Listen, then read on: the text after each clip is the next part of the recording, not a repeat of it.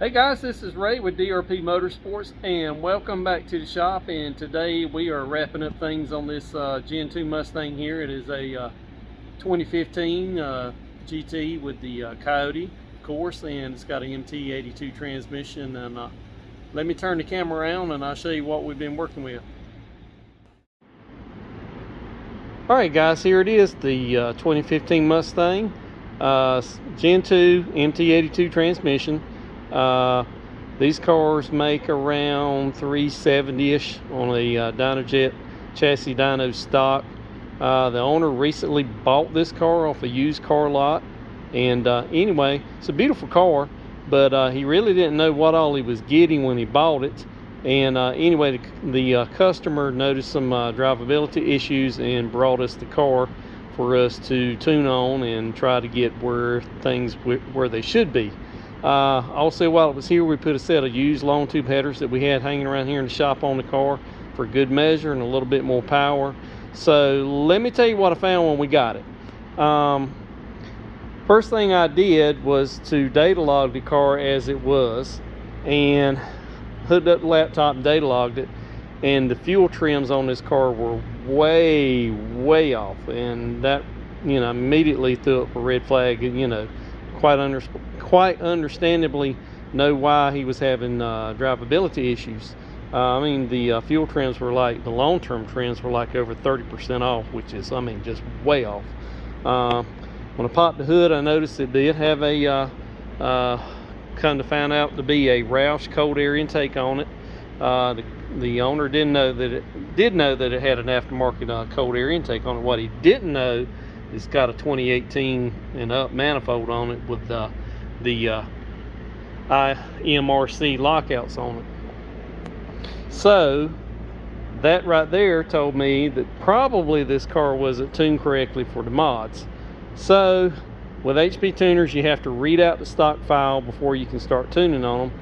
And you know, the owner told me that he thought this car had the factory tune on it, which, you know, explained to me that why it wouldn't run correctly with these mods. So I read the tune out on it, and lo and behold, it wasn't a factory tune. It was near factory, but there was some trickery had been done to this car. Just about every possible DTC code that you could possibly have for a car before it leaves a dealer's lot had been disabled. I mean, all the codes for the oxygen sensors, all the codes for the associated with the fuel trims, misfire codes, you name it, were all disabled. Whoever previously programmed this car and before this car was sold.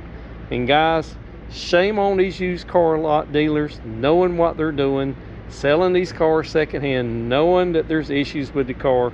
They're just after to make that quick buck, and I'm sorry, but I'm not going to call any names, but whoever sold this car, you ought to be ashamed of yourself for sending it to the customer the way it was.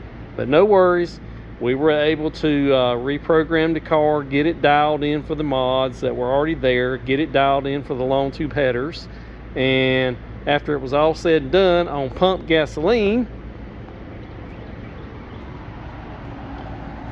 we made 426, 386 on the best dyno pool, which is about where we expect these cars to be. These Gen 2s don't make quite as much power as the Gen 3s. Even with a 2018 manifold, most of these cars make around 430-ish with an 18 manifold cold air intake and some headers on 93. So we're right in the ballpark where it should be. If it was on the E85, we could make, you know, with bigger injectors, you have to put bigger injectors on these Gen 2s if you want to run a E85. We could make, you know, a few more ponies, but this is where the customer wanted it. He wanted a car that would run correctly, had good drivability, and then maximize the power and do it safely, and that's what we did. So guys, if you get something like this and you know the car has already been modded and it's not running right, whatever the case may be, bring it to us. We can handle it.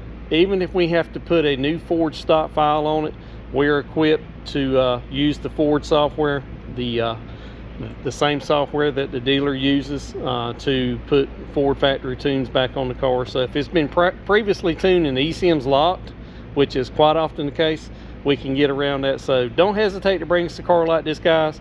We can handle it. We can get it running right.